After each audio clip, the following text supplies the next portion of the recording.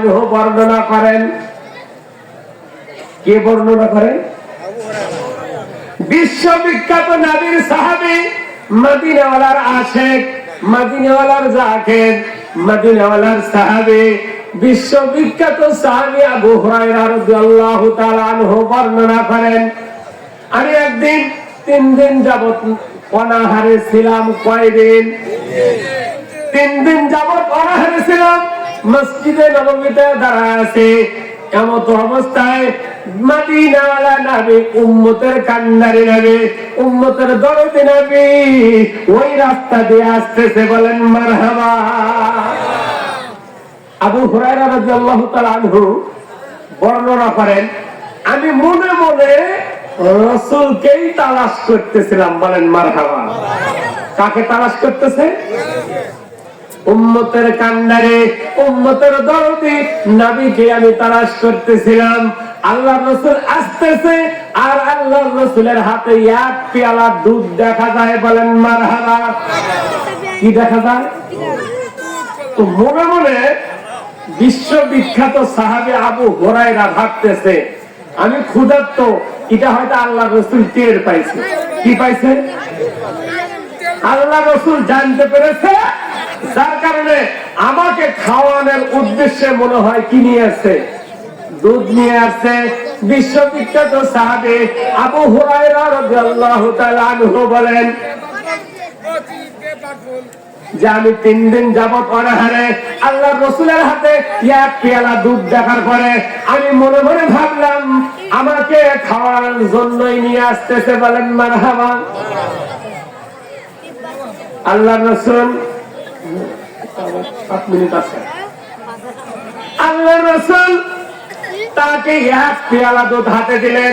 এক পেয়ালা দুধ হাতে দিলেন, দিয়ে বললেন, আবু হুরায়রা, তুমি সহ মসজিদে নববীতে আহলে সুফফার যত সাহাবী আছে এটা তোমরা পান করে নাও। বলেন আল্লাহু আকবার।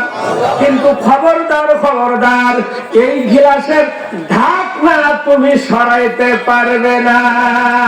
বলেন মারহাবা। ওই পেয়ালার উপরে একটা কি দেওয়া ছিল? ঢাকনা দেওয়া ছিল। বিশ্ববিখ্যাত সাহাবা বর্ণনা করেন, আমার মনের মধ্যে তখন হায়রে জাগলো, এক পেয়ালা দুধ আমি কি পান করব আর আমার সাথী ভাইদেরকে কি দেব? কিন্তু রাসূলের আদেশ। কার আদেশ?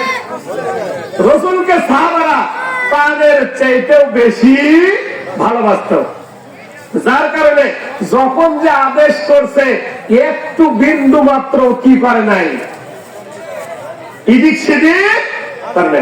বিশ্ববিখ্যাত সাহাবী বলেন, আল্লাহর রাসূল যখন আমার হাতে এক পেয়ালা দুধ দিলেন, আমি ওই এক পেয়ালা দুধ নিয়ে কি করলাম? মসজিদে নববীর মধ্যে চলে গেলাম। যা কি করলাম? এক পাশ থেকে ঢাকনা না সরাইয়া আমি আস্তে আস্তে একটা করে গ্লাসে ঢালে দিই আর সকলকে এক এক করে দিতে থাকি। সুবহানাল্লাহ। এক এক করে দিতে দিতে আমি আস্তে আস্তে দিতেছিলাম। এক করে 2 3 4 5 6 7 8 9 10 এইভাবে দিতে দিতে এক এক করে আমি 70 জন সাহাবীকে পান করাইছি। বলেন মারহাবা। সকলেই কি করেছে? তৃপ্তি সহকারে, তৃপ্তি সহকারে দুধ পান করে আবার পেয়ালা আমার হাতে দেয়। আমি আবার ওটাকে কি করি? আর এক গ্লাসে ঢালি।